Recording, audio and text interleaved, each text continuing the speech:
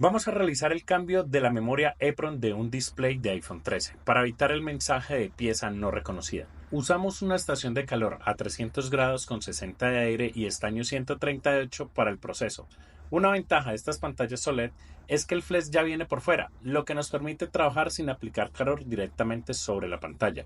Esto reduce el riesgo de dañar la pantalla nueva y asegurar que el cambio de la EEPROM no cause fallas posteriores. Después de instalar la pantalla, verificamos que sea reconocida como original. Una vez confirmado, armamos el dispositivo y lo dejamos listo para entregar al cliente. Y listo, el iPhone 13 queda funcionando como nuevo.